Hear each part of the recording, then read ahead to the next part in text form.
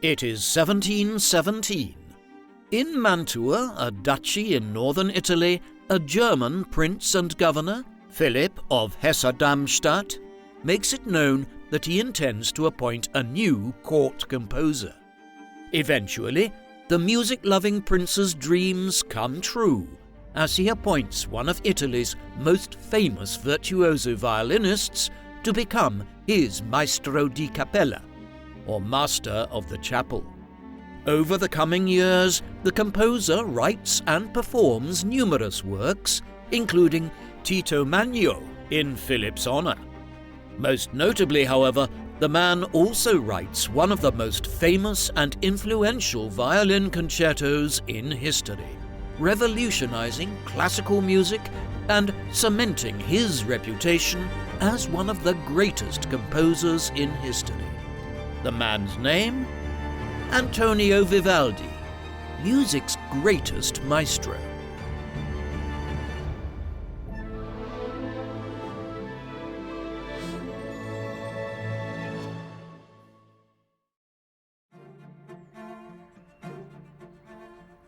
The man known to history as Antonio Vivaldi was born on the 4th of March 1678 in the city of Venice, the capital of the Republic of Venice.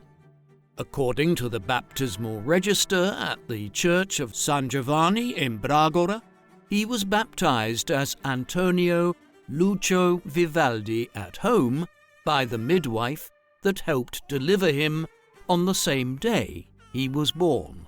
His health was poor, and there were concerns the baby would not live.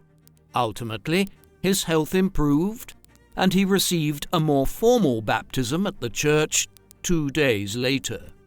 Most Vivaldi scholars believe that his initial illness was related to the asthma that plagued him throughout his life, what he would call his strettezza di petto, meaning tightness of the chest. Antonio's father was Giovanni Battista Vivaldi. He was a native of Brescia in northern Italy who had moved to Venice in 1665. In addition to training as a barber, Giovanni Battista also received musical training and was employed as a violinist by the orchestra of the Ducal Chapel at St. Mark's Basilica in 1685. He was one of the most accomplished violinists in the city and also performed at the Opera House of San Giovanni Crisostomo. Antonio's mother was Camilla Calicchio, the daughter of a Venetian tailor who married Giovanni Battista Vivaldi in June 1676. The couple lived in the parish of San Giovanni in Bragora on the eastern part of the island between St. Mark's Square and the Arsenal. Less than 2 years later, Camilla gave birth to Antonio, the couple's first child. Over the following 2 decades, the couple would go on to have another 8 children, 4 sons and 4 daughters. Vivaldi spent almost all his life in his hometown of Venice. At the time, the city was one of the great centers of European musical culture. Venice had become a powerful mercantile republic during the medieval period, acquiring colonies around the eastern Mediterranean, including the islands of Crete, Corfu, and Cyprus, but its political and economic power declined in the 16th century as international trade flows shifted from the Mediterranean Sea to the Atlantic Ocean, and also owing to the rise of the Turkish Ottoman Empire in the eastern Mediterranean. As it lost its colonies to the Turks and its trading empire declined, the Venetians responded by becoming a den of pleasure for travelers from all over Europe. The city's wide range of entertainments included art, architecture, gambling, theatre, and various other nighttime activities. Its reputation as a great centre of music also grew. The most influential musician in Venice during the first half of the 1600s was Claudio Monteverdi, who served as director of music at St. Mark's Basilica from 1613 until his death in 1643. Monteverdi's 1607 opera, L'Orfeo, written for the Duke of Mantua, was a landmark early contribution to the development of the modern opera, while his ambitious Vespro della Beata Vergine from 1610 was central to the transition from Renaissance to Baroque music. During this transition, a much greater emphasis was placed on the use of versatile instruments such as the violin, cello, and oboe, rather than on singing, which gave composers greater scope to experiment with harmonies and orchestration. More broadly, Europe had entered the Baroque era of court culture, one which placed emphasis on music, and there was much investment by governments, monarchs, and aristocrats in patronizing great composers and musicians. Vivaldi would benefit from this emphasis on music excellence in Baroque Venice. By the second half of the 17th century, the crucible for music-making in Venice shifted away from the city's churches and towards the Ospedale.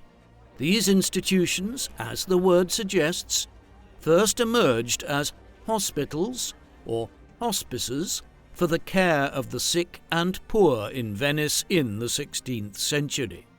Later, they were responsible for raising orphaned or illegitimate girls, and, over time, musical training was introduced for these young women. The Ospedale provided musical training to a select group of girls known as figlie di coro, or choir girls, who were trained not only in singing, but also in playing of musical instruments. 4 Venetian ospedali in particular became well known for giving public concerts on Saturdays and Sundays, as well as religious holidays. These concerts brought in a healthy income for the ospedali to carry out their charitable activities, and over time they began accepting girls who were not orphaned as their reputation as musical schools grew. From the testimony of foreign visitors, the quality of the ospedali orchestras rivaled or surpassed those of aristocratic courts in Europe. Even after reaching adulthood, some of the girls would remain with the ospedali for several decades as performers, conductors, and composers. The ospedali would also hire male musicians as teachers and composers, and Vivaldi himself was closely linked to the Ospedale della Pietà for much of his career. The most popular venue for musical entertainment in Venice was the opera, and in Vivaldi's time there were around a dozen opera houses in the island city attended regularly by Venetians of all classes. Each opera was typically only staged a few times before being replaced by a new one. The Italian musicologist Taddeo Vil identified an enormous 1,274 operas performed in Venice during the 18th century. Vivaldi would ultimately compose around 50 operas during his career and was involved in producing dozens more. All of this was only possible because of the musical culture of the city in which the ospedali were indicative of. With the exception of the baptismal record that confirms the date of his birth and his formal baptism, there is no documentation of Antonio Vivaldi's life until 1693, by which time he was already 15 years old. One of Vivaldi's biographers suggests that by this age he would already have received much of his musical training. Antonio received most of his musical education directly from his father, who introduced him to the churches and opera houses of Venice. The 19th century Italian musicologist Francesco Caffi, a specialist in the music history of his native Venice, claims that Vivaldi studied composition under Giovanni Legrenzi, an influential Venetian composer who served as Master of Music at St. Mark's in the 1680s. Vivaldi's 20th century biographers conversely dismiss the idea that he would have received any formal instruction from Legrenzi, who died in 1690 when Antonio was only 12 years old, although it is plausible that the young boy would have been introduced to Legrenzi by his father, who knew him. Despite his extensive musical education, in 1693 Vivaldi began to train as a priest, a career that offered a degree of social mobility for the middle and lower classes at the time. This was not an entirely formal entry into the priesthood. Rather than attending a seminary, the teenager was apprenticed to the priest of the Church of St. Geminiano near St. Mark's Basilica, one of the great landmarks of the island city. He later transferred to the nearby Church of San Giovanni in Olio. After initial training between September 1693 and 1696, Vivaldi was ordained as a subdeacon in April 1699, then as a deacon in September 1700, and finally became a full priest on the 23rd of March 1703. In a highly informative letter from 1737 to Marquis Guido Bentivoglio, a patron from Ferrara, Vivaldi claimed that he had not said Mass for 25 years due to the chest problems which plagued him from birth. The inference here is that Vivaldi's ability to speak loudly was greatly impaired from his asthmatic condition, and this may have limited his career as a priest. While his health problems may have genuinely contributed to Vivaldi's decision to limit his career as a priest in his mid-20s, it also clearly provided him with a convenient excuse to focus on music. Even as he had trained for the priesthood, Vivaldi was performing as a musician. He is listed as one of the musicians at St. Mark's for a performance given at Christmas 1696. It is unlikely that this was the only occasion he played or performed music during his decade of priestly training. Within a few months of his ordination, Vivaldi was appointed Maestro di Violino, the violin master at the Ospedale della Pietà, in September 1703. He was paid an annual salary of 60 ducats, though his employment had to be renewed annually by a vote of the governing board, which was not a guarantee. In addition to his musical duties, Vivaldi was also appointed curate at the Pietà for a further 80 ducats a year. This required him to say Mass every day. His 2 curacies lasted from September 1703 to November 1706. Between June and August 1705, Vivaldi was only paid half his salary, since he only said 45 of the 90 required masses. His inability to meet his priestly obligations may have been due to his health struggles, which, according to his letter to Bentivoglio many years later, also made it difficult for him to walk. A colourful anecdote that appeared in many accounts of Vivaldi's life claims that on one occasion, while reading Mass, the musically inclined priest was seized by inspiration and interrupted the proceedings by going to the sacristy to commit his thoughts to paper before returning to complete the Mass. The church authorities investigated his conduct and chose to relieve him of such duties in the future.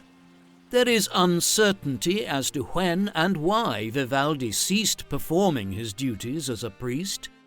It is possible that while he stopped saying daily Mass in 1706, He continued to do so on occasion until the early 1710s.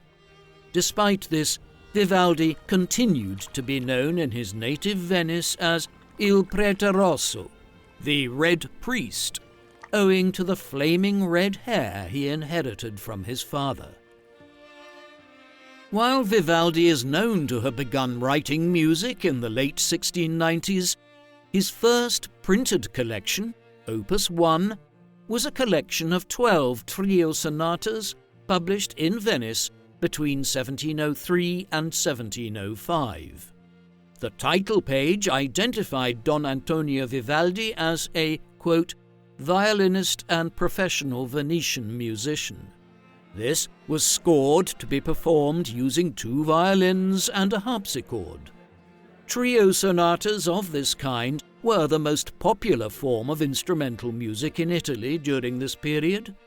The form is particularly associated with Arcangelo Corelli, a musician who was then working in Rome and who published 4 collections of trio sonatas between 1681 and 1694. The 12 sonatas of Vivaldi's Opus 1 are all sonate da camera, or chamber sonatas, consisting of a prelude followed by a suite of dance movements. One critic describes these debut sonatas of Vivaldi's as unspectacular, while they were derivative and owed much to Corelli's model. Much the same applies to Vivaldi's Opus 2, a set of 12 violin sonatas first published in 1709. These were dedicated to King Frederick IV of Denmark and Norway, who visited Venice incognito for 2 months between the 29th of December 1708 and the 6th of March 1709. The dedication to the Scandinavian monarch is believed to have been associated with a concert Frederick attended at the Ospedale della Pietà just after he arrived in Venice, one which was conducted by Vivaldi, though some historians doubt whether Frederick really attended a concert by Vivaldi. His dedication of the Opus 2 to Frederick, though, is not in doubt. Vivaldi's second set of sonatas included thematic material that resembled later and more famous works, such as his Gloria, that he would produce years later, around 1715. While they may have lacked originality, Vivaldi's first 2 sets of sonatas were popular across the continent and were reprinted outside Italy on several occasions without the composer's consent.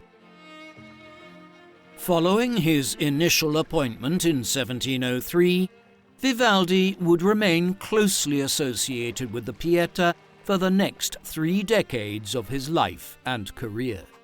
After his first year in the job, the Board of Governors was so impressed by his abilities as a teacher that his annual salary was increased from 60 to 100 ducats in August 1704. In addition to this, he was usually reimbursed for the string instruments that he acquired for the orchestra. Most Vivaldi scholars believe that around this time, Vivaldi already started performing the duties of the Maestro di Concerti, Master of Concerts, with responsibility for conducting and composing instrumental music for the orchestra, even though the earliest document from the Ospedale mentioning him in the role dates much later to 1716. The title page of Vivaldi's 1709 violin sonatas already refers to him by this title, and manuscripts from before this date indicate that he was already composing music for the Pietà. Despite Vivaldi's talents as a musician, he rarely enjoyed the unanimous backing of the Board of Governors, and when his contract was renewed in 1707, he received only 6 votes out of 9. For the vote on the 24th of February 1709, the board operated under a new rule which required approval from a 2/3 majority of governors. The size of the board had increased, and in the first vote, Vivaldi received 7 votes in favour and 6 against. On the second ballot, rather than gaining more support, Vivaldi lost the backing of one of his supporters in the first round and was dismissed from his post. Thus, for a significant period of time in his 30s, even as his reputation as a composer was growing, Vivaldi's employment in Venice was far from stable.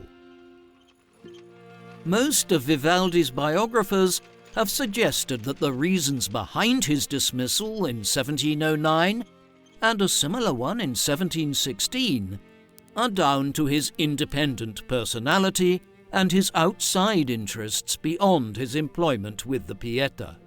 These assessments are speculative. There is no concrete evidence to suggest one way or the other, but it is peculiar that the employment of one of the Baroque era's leading composers was so precarious for so many years. The Pietà nevertheless recognized that Vivaldi's abilities as a violinist and musician contributed to its reputation as the most impressive of the city's 4 ospedali associated with music.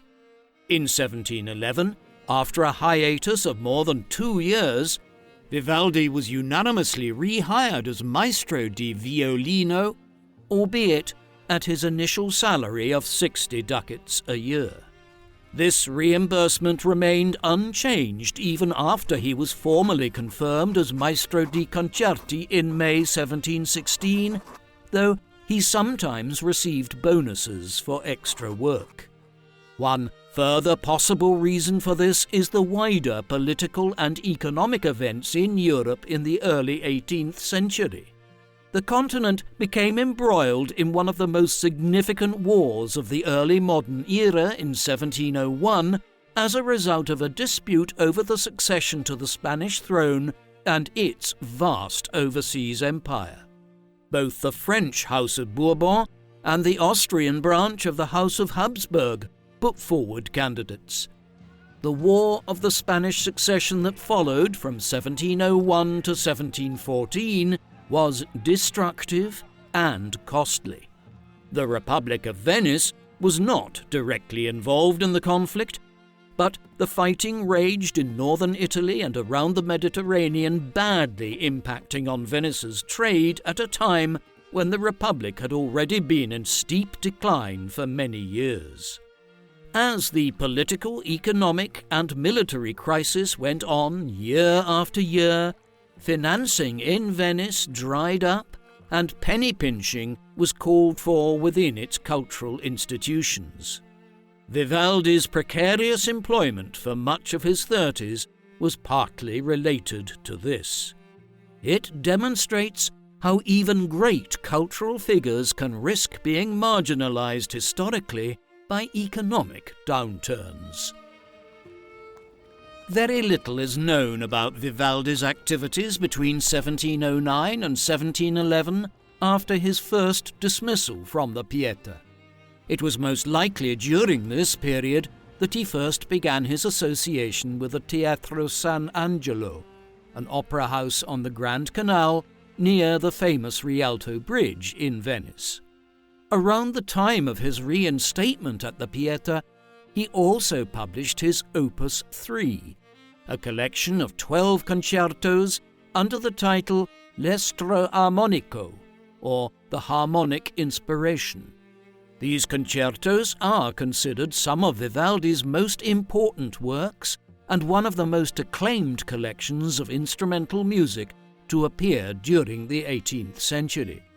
It was dedicated to Grand Prince Ferdinand of Tuscany, heir to the Grand Duchy of Tuscany. Ferdinand was an accomplished amateur musician himself and had also patronized composers like Tommaso Albinoni and a young Georg Friedrich Handel. The Opus 3 led to Vivaldi becoming closely associated with the concerto format around Europe. By the early 18th century, the term concerto was used to describe a wide range of different compositions scored for voice and instruments. Some early concertos were characterized by the interplay between a string trio of 2 violins and a cello and a further 4-part string ensemble. This gave harmonic structure to Baroque music. Later, Giuseppe Torelli and Tommaso Albinoni began to develop solo concertos for violin and string players. Beyond the instrumental differences, these solo concertos introduced specific solo themes that took advantage of the abilities of accomplished violinists. This resulted in a cyclical structure to many concertos of the age, wherein periods of fast movement and playing were interspersed with slower and more Spartan solo pieces. This was reflected in the soon-to-be standardized 3-movement structure, with fast opening and closing movements and a slow second movement. Despite being pioneered by Torelli and Albinoni, this form of concerto has come to be known as the Vivaldi concerto. This was particularly the case in Germany, where composers were less familiar with Torelli and Albinoni's work and quickly adopted the structure of the concertos in Vivaldi's L'Estro Armonico as the norm. Among the German composers thus influenced was Johann Sebastian Bach, who transcribed 6 of Vivaldi's concertos from the collection for keyboard. Closer examination of the stylistic differences between the 12 concertos of L'Estro Armonico shows that they were composed over several years, reflecting the evolution of the concerto form. In particular, the instrumentation and structure of the 5-movement 7th concerto owes much to Corelli's concerto grosso form, though even here Vivaldi moved beyond Corelli to give individual instruments brief solo passages. The most famous concerto from the collection, number 11 in D minor, is also in the Corelli tradition, particularly in the interaction between the solo group of 2 violins and cello with the full ensemble. Vivaldi's innovations are found in the 2nd movement, marked Largo e Spiccato, which features a long emotive violin solo between 2 short tutti ritornello sections. Tutti ritornello literally means everyone returns. It involved the entire orchestra starting to play again at once after a section in which a smaller number of musicians played a sequence. The 6th and 8th concertos of the collection open with an extended tutti ritornello, which then reappears in truncated form between solo sections. This treatment of the ritornello came to characterize Vivaldi's mature concertos, where the ritornelli were longer and less frequent, thus allowing for more expansive and expressive solo passages. Vivaldi had engaged Etienne Roger of Amsterdam to print the Opus 3, a decision which now proved to be highly beneficial, as working with a printer from the Dutch Republic ensured a wider audience of his work beyond Italy and made Vivaldi synonymous with the concerto around Europe. The concertos of L'Estro Armonico were also characterized by a joyful tone, leading one historian of Vivaldi's music to comment that, quote, "If any music seems to capture the colour, fullness and excitement of Venetian life, it is Vivaldi's concertos." As a testament to its popularity, L'Estro Armonico was reprinted more than a dozen times over the following decades. Vivaldi's admirers across Europe did not have to wait long either for his Opus 4, another set of 12 concertos entitled La Stravaganza, written in 1712 and 1713 and published in around 1714. This was once again published by Etienne Roger in Amsterdam, ensuring distribution beyond Italy. It was dedicated to the Venetian nobleman Delfino, one of Vivaldi's violin students. The Opus 4 concertos are almost exclusively comprised of 3 movements for solo violin. 11 of the 12 concertos exhibit a more mature concerto style, with extended returns for the full orchestra, or ritornelli. This is accompanied by longer and more sophisticated solo lines, offering greater variety and musical interest. Thus, we get a sense here of how Vivaldi's compositions were developing to involve a sharp contrast between movements where the full orchestra was playing to solo pieces where talented violinists and cellists would play more pared-back sequences. The name of the Opus 4, La Stravaganza, means eccentricities, a title which reflects Vivaldi's sense that he was experimenting here with new methods and approaches to musical arrangement. He was also becoming extremely productive. This period in the mid-1710s saw him working on his Opus 5, Opus 6 and Opus 7. They would appear in print in the second half of the decade, though they were circulating in manuscript format before this, and they were not published in order. Opus 7 ultimately appeared in print before Opus 6, somewhat confusingly. Most of Vivaldi's concertos were written for the instrumentalists of the Ospedale della Pietà.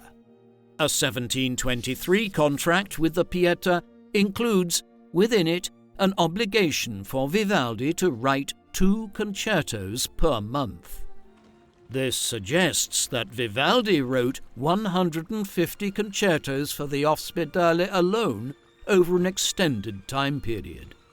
While l'Estro Armonico in particular had been a great success in establishing Vivaldi's international reputation, it appears to have been more lucrative for Vivaldi to sell manuscripts of unpublished works to wealthy aristocratic connoisseurs from across Europe, many of whom would have crossed paths with him during their visits to Venice. The criteria which Vivaldi used to decide which of his concertos to publish is unclear, though technical difficulty was a consideration. Manuscripts from as early as 1712 show that Vivaldi wrote violin concertos that were far more technically demanding than his printed output.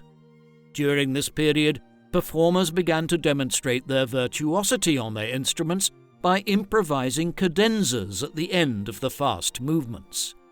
These cadenzas were solo performances where an individual musician within the orchestra took center stage for a period of time. While some of Vivaldi's manuscripts indicate where cadenzas should be inserted by the soloist in performance, others have fully written out cadenzas. It is unclear whether Vivaldi wrote out the cadenzas for the girls at the Pietà, for his students outside the Ospedale, or for himself as the solo violinist. But Vivaldi determined that these highly virtuosic cadenzas were not suitable for the amateur musicians who bought his printed editions. Thus, Vivaldi's published works were often his more simplistic arrangements designed for a mass market, while his more complex arrangements circulated in manuscript form. There is evidence that these were circulating far afield in Germany, as Johann Sebastian Bach evidently had access to some of Vivaldi's work that was never printed at the time. While Vivaldi's printed concerto collections primarily included violin concertos, alongside a few oboe and flute concertos, he also wrote concertos for bassoon, cello, as well as double concertos for various pairs of instruments later in his career. The concertos that Vivaldi wrote and published between 1711 and 1717 established the Venetian priest as one of the leading proponents of the genre. This period also witnessed major developments in his professional relationship with the Ospedale della Pietà. In 1713, the Pieta's chorus master, a man named Francesco Gasparini, was granted a 6-month leave of absence, which eventually resulted in him permanently moving to Rome, where he briefly served as maestro at the Papal Basilica of St. John Lateran before his death in 1727. While Vivaldi's fractious relationship with the Board of Governors meant that he was not considered for the role of maestro di coro, he often had to deputize for a succession of Gasparini's successors whose musical output did not meet the Pieta's standards. It was in this context that Vivaldi wrote a large volume of religious music, a genre that he had not previously been associated with until the rediscovery of his manuscripts in the 1920s and 1930s. The duties of the maestro di coro included at least 2 masses and 2 vespers each year, at least 2 motets, or musical compositions, each month, and other commissions for funerals, Easter services, and other religious occasions. While Vivaldi never formally performed these functions, he did so in an unofficial capacity for several extended periods, most notably between 1713 and 1717. The sacred music that Vivaldi wrote during this period included some of his best-known works in the genre. For instance, his Gloria in D major is the most famous of Vivaldi's 3 settings of the hymn Gloria in excelsis Deo, an integral part of the ordinary Mass. Divided into 12 movements, the Gloria is an early masterpiece of Vivaldi's, which, like his concertos, achieved a harmonious balance between solos and full chorus.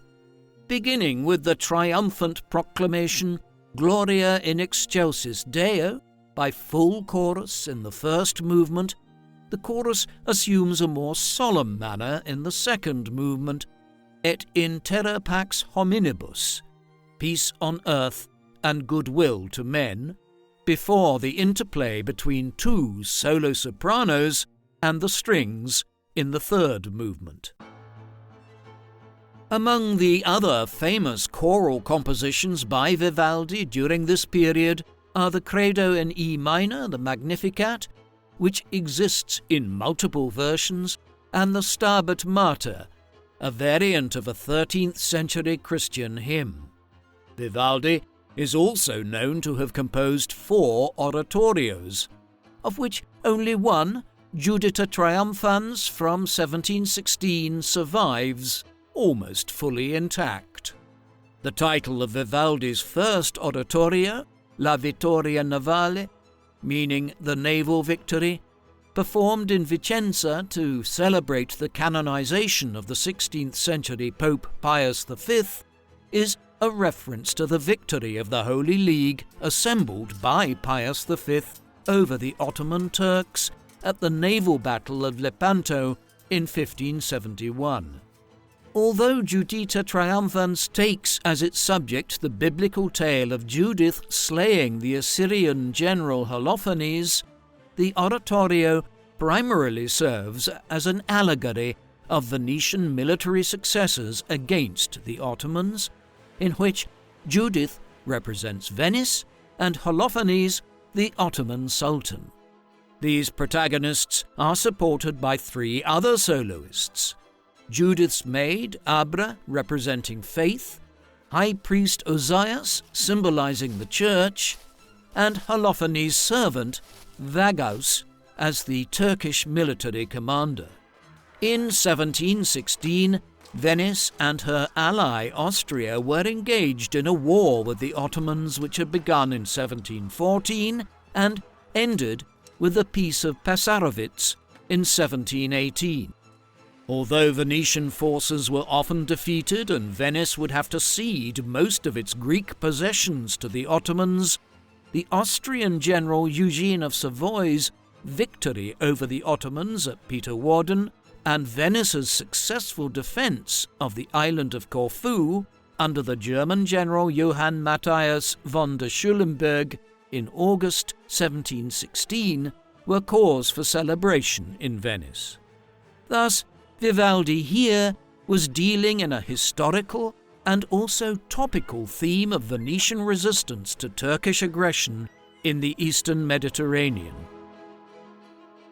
By the mid-1710s, when Vivaldi was in his late 30s, he was already in high demand outside Venice.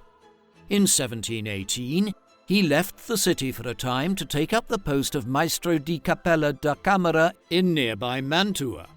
Here, he was able to focus more on secular rather than religious music and his growing interest in operas. By this stage in his career, Vivaldi was an accomplished composer of concertos and sacred music, but his growing preoccupation was with opera. According to a letter late in his life to the Marquis Bentivoglio, Vivaldi claimed to have composed 94 operas during his career. This figure is much higher than the 50 or so scores known to scholars, but it is certainly plausible that he did work on this many once we take into account the operas Vivaldi was responsible for adapting, producing, or reviving over the course of his career as an opera impresario, which spanned over 25 years. While he may already have begun his association with opera during his first hiatus from the Pietà between 1709 and 1711, Vivaldi's first known opera, Ottone in Villa, was performed in Vicenza in 1713. In around 1714, Vivaldi became the impresario at the Teatro San Angelo. The role of impresario involved managing all aspects of an opera production, including both artistic and commercial matters, such as negotiating the lease of the theatre and managing the salaries of musicians and technical staff. The impresario stood to bear all the financial risks of a failed production, but could reap all the rewards of a successful one. Vivaldi already had considerable experience in managing a group of accomplished musicians at the Pietà, and the potential profits that he might earn as an impresario following a production far exceeded the standard fee he received for writing an opera. After staging a very successful revival in 1714 of Giovanni Alberto Ristori's musical rendition of Orlando Furioso, based on a Renaissance chivalric epic poem written by Ludovico Ariosto, Vivaldi's own variant of the tale, Orlando Finto Pazzo, was a flop. He was undaunted, though, and returned to the subject with a new opera in 1727 that was, ultimately, far more successful. Vivaldi owed his employment in Mantua to its German governor, Philip of Hesse-Darmstadt, who was appointed in 1714 after Austria annexed the duchy at the end of the War of the Spanish Succession. His salary was much higher than what he received from the Pietà, and he continued to profit from his activities as an impresario. During his 2-year employment at Mantova, Vivaldi wrote and produced 3 operas and various other works. This period also witnessed the performance of Vivaldi's opera Skanderbeg at the prestigious Teatro della Pergola in Florence in June 1718, a spectacle celebrating a great Albanian military leader of the 15th century and his resistance to the invasion of Albania by the Ottoman Turks. In addition to operas and instrumental music, Vivaldi also wrote a large number of cantatas for Philip, the Austrian-appointed governor of Mantua.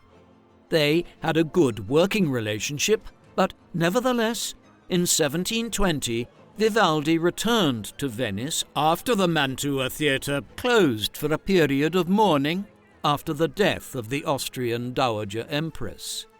While Vivaldi was expected to eventually return to Mantua, he never did so, though he continued to write music for the Mantuan court from Venice. Upon his return to his native city, Vivaldi did not immediately resume his employment with the Pietà. Indeed, he only wrote and produced a single opera in 1720, this one being for the San Angelo. While he received commissions from prestigious Italian opera houses in the early 1720s, his activities and whereabouts during this period are something of a mystery. Circumstantial evidence indicates that he may have been part of the delegation Venice sent to France in 1722 for the coronation of King Louis XV. He may also have gone to Prague to visit a Bohemian patron, Count Wenceslas Mordzin, to whom he would dedicate his Opus 8 violin concertos in 1725. Vivaldi visited the city of Rome in 1723 and 1724 for the productions of two operas commissioned there by the Teatro Capranica. His activities in the Eternal City were not restricted to the opera theatre, and Vivaldi later claimed to the Marquis Bentivoglio that Pope Innocent XIII invited him to play the violin at the papal court on two separate occasions. Vivaldi was also associated with Cardinal Pietro Ottoboni, a fellow Venetian known for patronizing many musicians. The Ottoboni collection includes a set of 12 violin sonatas by Vivaldi, which may have been presented to the Cardinal during a visit to his native city in 1726. Vivaldi may have made a further visit to Rome in 1725, but by the autumn he was back in Venice, where he stayed for the next 4 years. While he resumed his contractual relationship with the Pietà in 1723, financial records indicate that Vivaldi did not consistently deliver the 2 concertos a month that he was contracted for. From 1725 to 1728, Vivaldi produced 7 operas for the Teatro San Angelo. Of particular interest is the pastoral opera Dorilla in Tempe from November 1726, which was the first of Vivaldi's operas to feature the mezzo-soprano Anna Giro in the cast. A teenager from Mantua, Giro was one of Vivaldi's students at the Pietà and would become one of Vivaldi's closest professional collaborators. While the famous Venetian playwright Carlo Goldoni did not rate her singing voice, he commended her on her stage presence and acting abilities, a rarity among operatic performers of the time. Vivaldi would go on to write 14 prima donna roles for her, and their close friendship inspired rumours of an affair which Vivaldi denied in a lengthy letter to the Marquis Bentivoglio many years later, after a scandal arose concerning it and other aspects of Vivaldi's life. Vivaldi's alleged relationship with Anna Giro raises questions about who exactly the great composer was beyond his work. Many depictions of Vivaldi have portrayed him as a scandalous figure. The fact that he worked for the Pietà in Venice, which had started life as a home for destitute women, and his earlier background as a priest, have seen him portrayed as a debauched cleric who turned to music to seduce his way into the lives of countless women who aspired to be musicians in Venice in the early 18th century. His relationship with Anna Giro was clearly close, and she lived in Vivaldi's home for a considerable period of time, while also being one of his closest musical collaborators over many years. Yet there is no concrete evidence of any kind to suggest a sexual relationship with her or with any other women that he worked with. There were only rumours. Furthermore, even if he had been sexually involved with Giro or anyone else, this would not have been particularly unusual for an ordained priest in early modern Italy. Things had changed to a degree by the 18th century, but this was broadly an era when senior church figures in Italy had unofficial families and mistresses. Numerous popes had illegitimate children. It was not uncommon. Beyond this, we do know a bit about Vivaldi's personality more generally.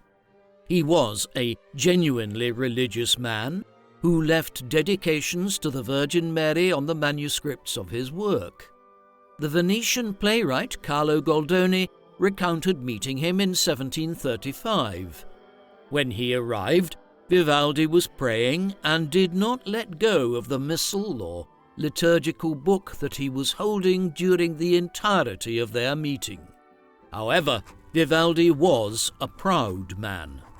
He was aware of his own abilities as a composer, and he could be boastful about his productivity, noting that he surpassed virtually every other composer of the age when it came to his output of operas, concertos, and other work. During this period in the mid-1720s, Vivaldi also wrote a number of pieces for French royal occasions, including the serenata Gloria e Hymeneo. This was written to celebrate King Louis XV's wedding in September 1725 to the Polish royal lady Marie Leszczyńska. In it, Gloria, or Glory, is the personification of the French king, while the Hymeneo in the title is a reference to Hymenaeus, the ancient Greek god of marriage. Another work for the French of Vivaldi's was the serenata L'Unione della Pace e di Marte, written for the birth of two royal princesses 2 years later in September 1727. These were the twin girls Louise Elizabeth and Henriette. Another serenata, La Sena Festeggiante, meaning the River Seine rejoicing, in reference to the river Paris is built on, was an allegorical celebration of King Louis XV and was likely written around the same time. This sudden wave of French patronage was achieved as a result of the repairing of Franco-Venetian relations in 1723. There had been a 14-year hiatus prior to this, during which France had removed its ambassador from Venice over disputes that arose during the War of the Spanish Succession and France's conduct in northern Italy at the time. 14 years later, diplomatic relations were reset and Vivaldi benefited. It should be noted, though, that these pieces were produced for and performed in Venice for the French ambassadorial team. Vivaldi did not stage them in Paris. It was also during this time that Vivaldi produced his most famous work.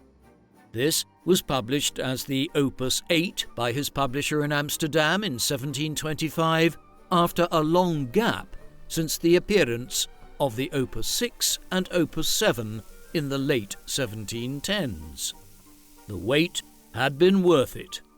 These concertos, collectively entitled Le Quattro Stagioni, or The Four Seasons, are by far the most famous of Vivaldi's compositions. Many people in the modern world might know nothing about Vivaldi, but they will probably have heard The Four Seasons at some stage. The latest scholarship indicates that the four concertos were composed at a relatively early stage in Vivaldi's career, between 1716 and 1720, at a time when he was establishing himself on the opera scene and gaining experience in telling stories through music as he visited Mantua and experienced other court cultures. The Four Seasons are among the first examples of program music. a term used to describe music written with a particular narrative in mind, rather than simply being a collection of musical sequences. In this instance, Vivaldi imagined the work as being a musical expression of the 4 seasons of the year. However, unlike operas, there is no support from the staging or sung text in the 4 seasons. Each of the concertos is accompanied by a sonnet offering a poetic description of the music. While the identity of the author of these poems remains a mystery, it is highly likely that they were written by the composer himself. The structure of the Vivaldi concerto enabled him to use the ritornello, or orchestral return, that he was so fond of to set the mood for each season while painting images of specific scenes with the solo violin and other supporting instruments. Building on his previous experiments with the concerto form, Vivaldi demonstrated his mastery of combinations of instruments to depict a wide range of scenes, including bird songs, gentle breezes, thunderstorms, peasant dances, autumn hunts, bitter winds, and warm fires.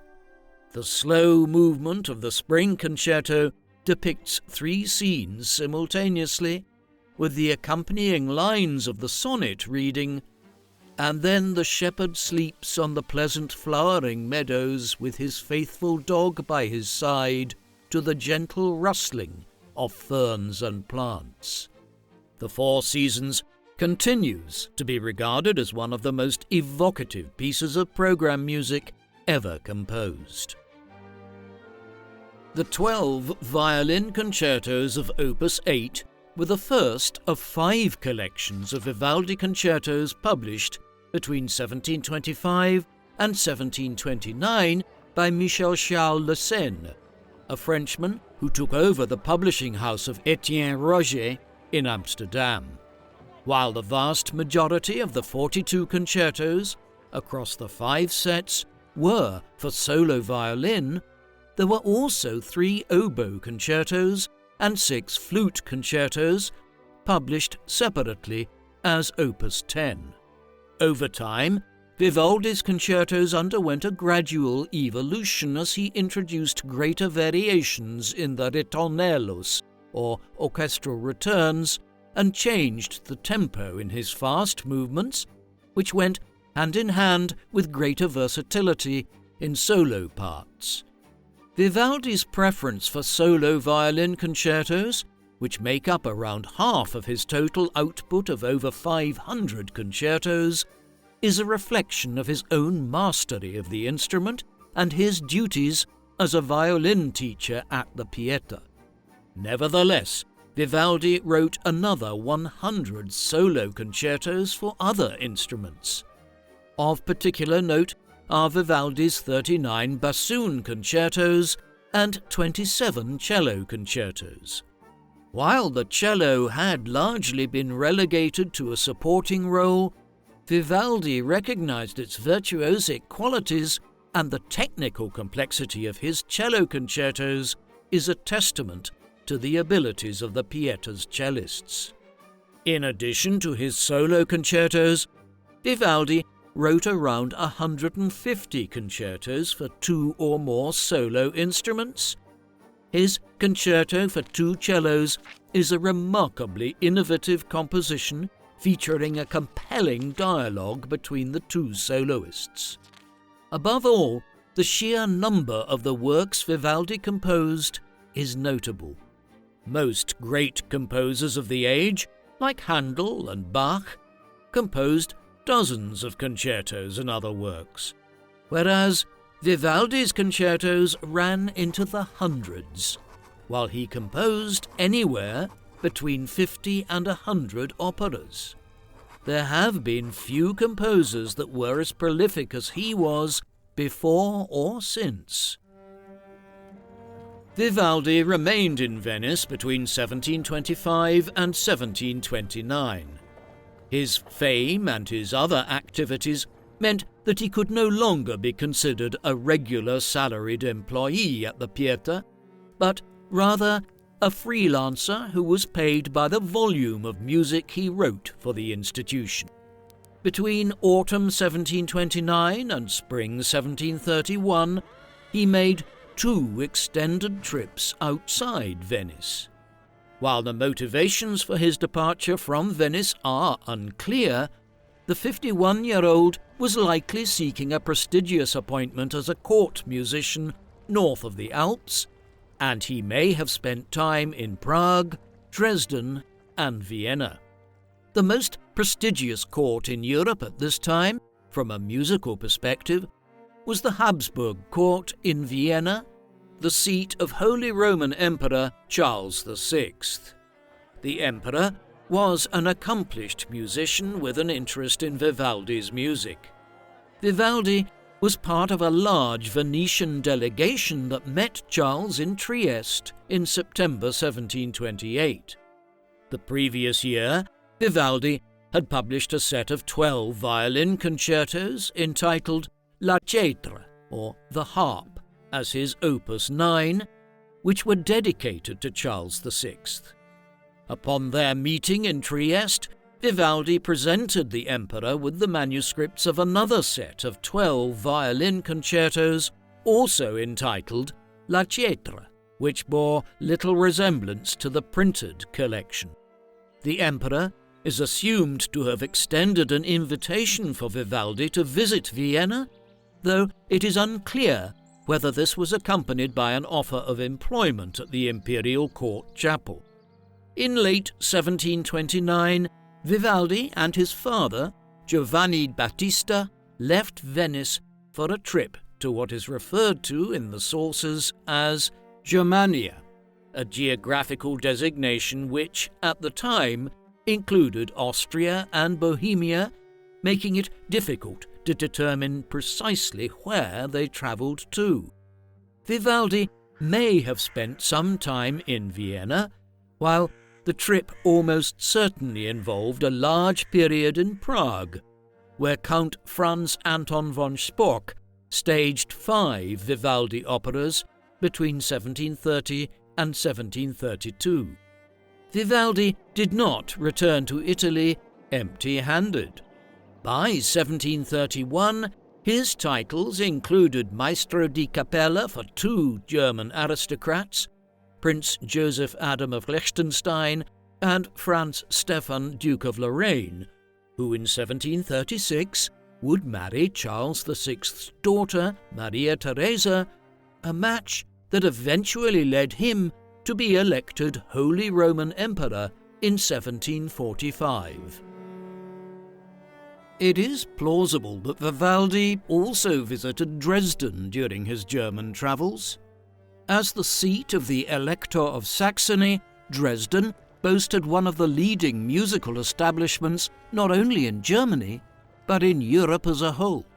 The court's importance was further elevated by the fact that Electors Frederick August I and his son Frederick August II were both kings of Poland.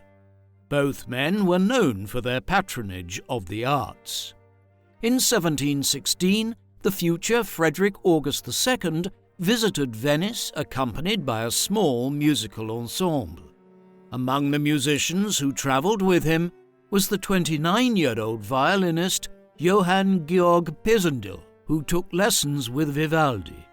The 2 men became firm friends, and Vivaldi wrote several violin concertos for Pisendel as a soloist. When Pisendel left Venice in September 1717, he took with him a large collection of Vivaldi manuscripts and became the principal champion of Vivaldi's music in Dresden. Through his connection to Pisendel, who became concertmaster of the Dresden Court Orchestra in 1728, Vivaldi supplied the Dresden court with a large number of concertos between 1717 and the early 1730s, when his style began to fall out of fashion in Germany. While most of the Vivaldi manuscripts in Dresden are violin concertos and sonatas reflecting Pisendel's own interests, Vivaldi also wrote several concertos for groups of multiple soloists including horns and oboes, indicative of the skill of the Dresden players. Given Vivaldi's prominence in the Dresden orchestra's repertoire, it would have been natural for him to visit Pisendel during his travels around Central Europe in the late 1720s and early 1730s, especially if he was primarily based during this time less than 100 miles away in Prague. Pisendel and the Dresden court served as the primary conduit for Vivaldi's instrumental music to German Baroque composers, most notably Johann Sebastian Bach, who was associated with Pisendel. Given his failure to secure a prestigious court appointment, Vivaldi would have recognized that his career was on a downward trajectory by the time he returned to Venice in 1731. Although he continued to write and produce operas rapidly in the early 1730s, he received few commissions from first-rate opera houses. Despite being a prolific opera composer, Vivaldi never established himself in the more prestigious theatres. Based on criteria such as commissions, number of revivals, and the reuse of arias in pastiches, Vivaldi never attained the success of contemporaries such as Alessandro Scarlatti, Baldassare Galuppi, and Johann Adolf Hasse. Vivaldi was writing opera at a time when the opera seria became the established form of operatic spectacle, characterized by a serious style, a plot, usually from classical literature, and a structure that alternates between pieces that drive forward the narrative and arias which allow for emotional reflection and vocal virtuosity. Although the subject of Vivaldi's operas often went beyond the classical canon to Oriental themes or medieval romances, he otherwise conformed to the opera seria form. That Vivaldi achieved a degree of success as an opera composer in the 1720s was largely down to the fashions of the day. With his background as an instrumental composer, Vivaldi had a habit of doubling the vocal line with the violin in his arias, an approach that was popular in the 1720s but fell out of favour by the following decade. Furthermore, the predominant da capo aria form, which opens with an A section followed by a contrasting B section before the return of the A section in a more elaborate form, closely resembled the structure of a concerto movement. Like the Four Seasons, Vivaldi's operatic arias offer a wide range of moods, from tempestuous anger to heartbreaking laments and delicate love arias. By the mid-1730s, the once innovative Vivaldi was failing to keep up with the latest developments in both operatic and instrumental music. Perhaps he was simply burned out from producing a huge volume of music year after year, far more than most of his contemporaries. He resumed regular employment at the Ospedale della Pietà as maestro di concerti on a salary of 100 ducats a year, the same rate he had received 3 decades earlier as a young violin teacher, hardly a ringing endorsement of his career trajectory in the 1730s. In October 1736, Vivaldi wrote to Marquis Bentivoglio in Ferrara in an effort to obtain an appointment as an opera composer and impresario. The outreach was a partial success, since Vivaldi was engaged to produce 2 operas, but rather than revivals of his own back catalogue, he was obliged to revive 2 of Hasse's operas in the fashionable Neapolitan style, which he adapted with some of his new music.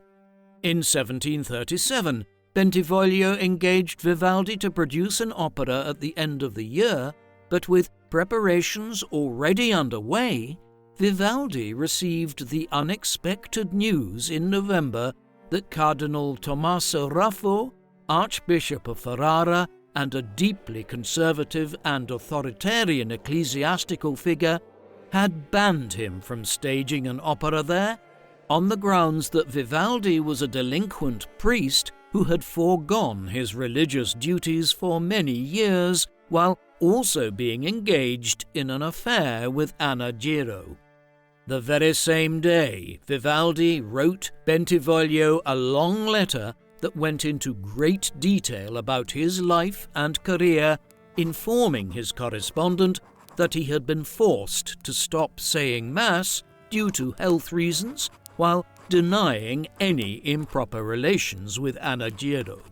Vivaldi's justifications failed to move the Archbishop, and in January 1738, Ruffo issued a broader edict banning all clergy in his diocese from taking part in carnival festivities, musical events included. Bentivoglio informed Vivaldi that Ruffo was not prepared to rescind his ban, even if the Pope himself were to instruct him to do so.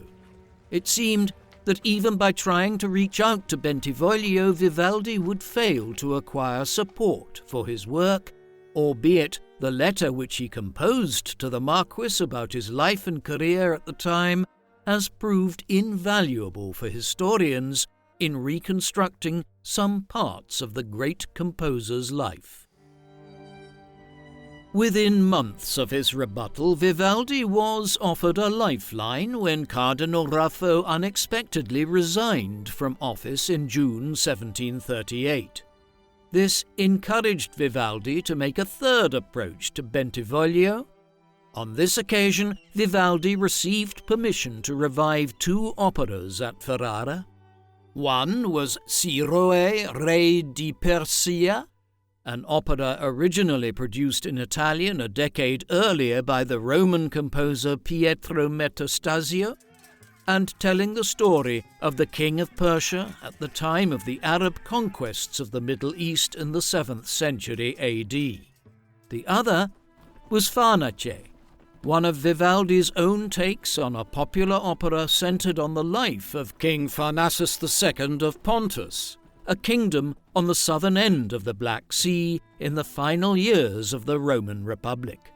Unfortunately for Vivaldi, his efforts to revive his flagging career through these performances were disastrous. The performance of Siroe Re di Persia in December 1738 was such a fiasco that the performance of Farnace was cancelled. A disheartened Vivaldi wrote again to the Marquis Bentivoglio in January 1739, in which he claimed to have written 95 operas in his lifetime and tried to defend the performance on the basis that it was some of the musicians, not himself, who had been responsible for the disaster. He noted, quote, "I was sure from the start that the first harpsichordist wasn't good enough for the job. I was assured that he was a competent artist and an honourable man, but I later found him to be a reckless blockhead. He had no idea what he was doing." After the disaster in Ferrara, Vivaldi returned to Venice, where he debuted his opera Ferraspe, which premiered at the Teatro San Angelo in November 1739. It was his last composition for the stage. By that time, he had largely returned to writing sacred music to make money.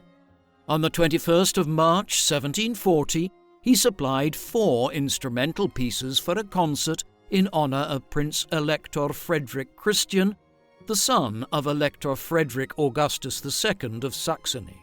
Such an occasion was an exception rather than the norm, and in light of his fading star and his native city, the 62-year-old Vivaldi chose to leave Venice for new pastures in May 1740, after selling a collection of his concertos to the Pietà for 70 ducats. Vivaldi's whereabouts for the next 9 months remain a mystery. It is not until February 1741 that he reappeared in Vienna. If Vivaldi was motivated by a desire to re-establish contact with Emperor Charles VI, his plans fell apart with the emperor's death in October 1740. It is more likely that he had not completely abandoned his operatic aspirations and that he was seeking a position at the Kärntnertor Theatre in Vienna, which had staged a number of his operas during the 1730s. The fragmentary evidence of Vivaldi's time in the Austrian capital indicates that he was in a desperate situation, being refused meetings with dignitaries and being forced to sell his manuscripts at a considerable discount. Impoverished and forgotten, Antonio Lucio Vivaldi died in Vienna on the 28th of July 1741 from what was termed an internal inflammation at the time, possibly a euphemism for cancer of some sort. He was 63 years of age. The record of his burial in a pauper's cemetery only identifies him as a secular priest, rather than a musician or composer. Following his death in Vienna, Vivaldi faded away from memory in Venice and across Europe. What's striking is that his story was not entirely unique. A half a century later, one of the other great composers of European history, Wolfgang Amadeus Mozart, would die in the midst of considerable financial struggles as well, though Mozart's issues were somewhat self-inflicted owing to his poor management of his own finances. With the passage of time, the red-haired priest from Venice, who had once filled concert halls and opera theatres across Italy and much of Europe, and who had won the praise of popes, kings and emperors, was almost completely forgotten about.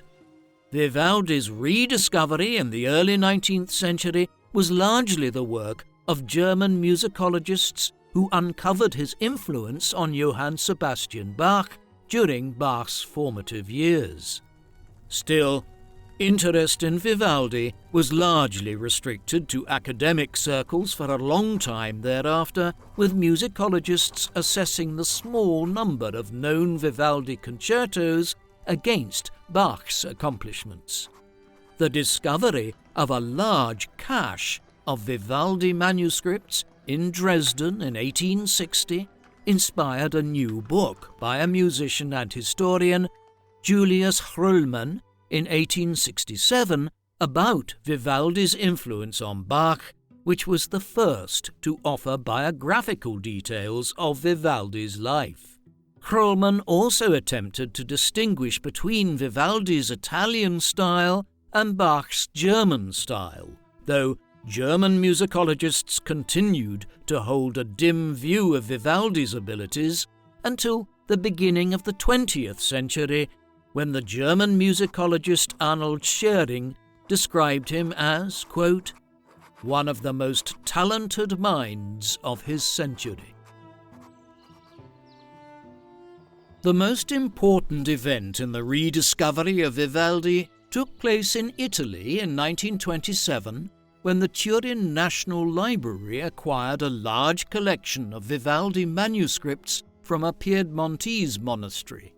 Upon further investigation, the newly acquired manuscripts were part of a larger collection which had belonged to the Durazzo family, a prominent dynasty of Genovese and Albanian descent who were involved extensively in music and the arts over the centuries. These papers had been divided between two members of the family. The Turin Library tracked down the other half of the collection and purchased it in 1930 with the help of a second benefactor. It was eventually determined that the manuscripts had been sold by Vivaldi's family to the Venetian collector Jacopo Saranzo in around 1745, who, in turn, sold them on to the music-loving Count Giacomo Durazzo. The collection included several hundred unknown concertos by Vivaldi, more than a dozen complete opera scores, as well as Vivaldi's hitherto unknown collections of church music. As a result of these rediscoveries, Vivaldi's choral masterpieces such as the Gloria were performed for the first time in over 2 centuries at the Accademia Chiesiana in Siena in September 1939. The establishment of institutions and chamber orchestras dedicated to the study and performance of Vivaldi's compositions in the aftermath of the Second World War helped to spread Vivaldi's music around the world via concerts and recordings.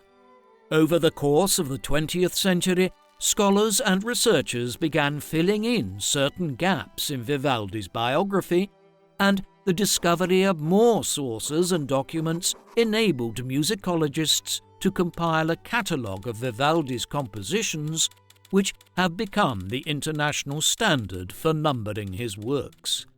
It is remarkable that the acclaimed composer of The Four Seasons had been all but forgotten about and had to be reclaimed from obscurity in this manner.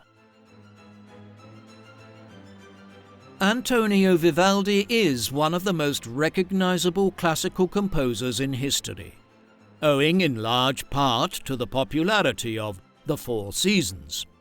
While Vivaldi is primarily remembered as a composer of concertos, during his lifetime he was also a famous violinist himself, a feature which marks him as distinct from many of the other great composers of the 17th, 18th and 19th centuries, the vast majority of whom specialized in playing the piano or harpsichord. Vivaldi's mastery of the violin helped to secure him his initial appointment at the Ospedale della Pietà after an abortive career as a priest within the Roman Catholic Church during his youth. Vivaldi's association with the Pietà over 3 decades led him to write hundreds of concertos for the Ospedale's highly proficient musicians, and he played a major role in developing and popularizing solo concertos outside of Italy.